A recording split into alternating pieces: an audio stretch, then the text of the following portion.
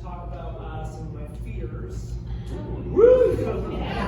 So basically, I've come to realize that so many of my fears are just a waste. I'm a 36-year-old man. Thank you! And I had the same fears as when I was 6. I'm absolutely terrified of ghosts. Anyone else afraid of ghosts? Like legit? Yes! You know how many ghosts I've seen in my life? 0! I'm completely afraid of aliens, but specifically and only the Greys. They're terrifying. You know how many aliens I've seen? 0. Yeah. I also have a bird phobia. This is not a joke. No, it's real. No, it isn't. Here's the thing. Do you realize how many birds I've seen in my life? So many fucking birds. I don't know who you are, but I'm connecting.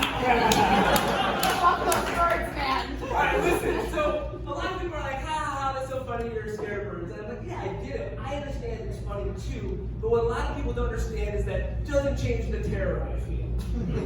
So, I want to try to paint a little bit of a picture for you. Let's say you guys are out on a patio, you're having a nice little lunch or brunch with your friends. And suddenly, a snake just whips past your neck. Just whips past your neck. Ooh, right? All of a sudden, you look over at the side of your table. About 3 feet away from you, a little rat jumps up. And everyone at your table is like, oh! Give it a French fry. And you're like, no! Don't give it a French fry. Get it out of here. And suddenly, you hear something underneath your chair. It's a little snake and a little rat, and they're wrestling. And you're thinking to yourself, please, you guys, can you seriously just go inside? And everything it's just a little snake and rat. You look over to your right, and there's a boy with a sack, and he's throwing something in the air, and he's just launching dead mice. And hundreds of adult rats and little snakes come out of everywhere to eat them. This is how I feel.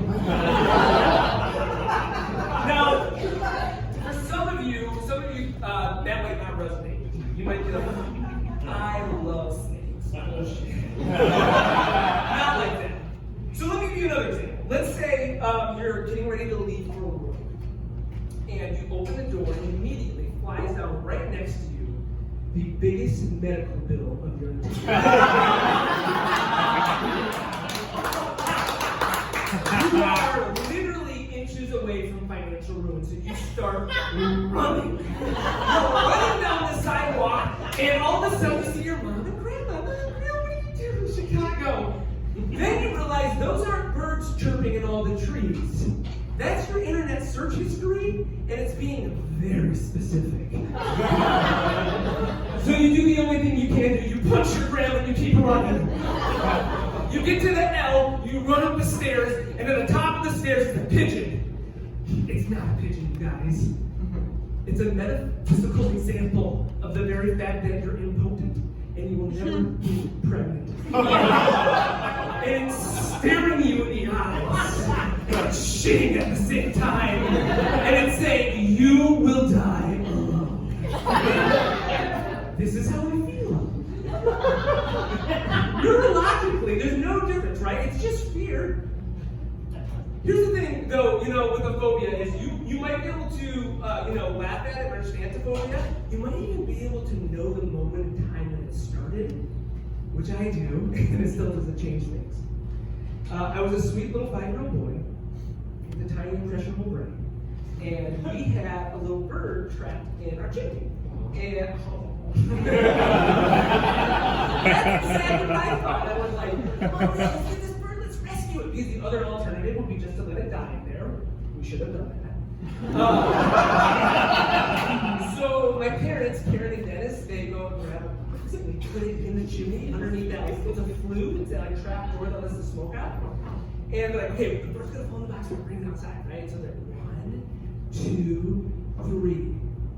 That fucking bird tore out of that chimney like a fucking bird out of a chimney. My mom loses her shit. She's like, no! And I'm like, what the fuck is this bird? Let's rescue it. Because the other alternative would be just to let it die there. We should have done that. So my parents, Karen and Dennis, they go and grab a box and we put it in the chimney underneath that. It's a flue. It's a trap door that lets the smoke out. And they're like, okay, the bird's gonna fall in the box. We're bringing it outside, right? So they're 1, 2, 3. That fucking bird tore out of that chimney like a fucking bird out of a chimney. My mom loses her shit. She's like,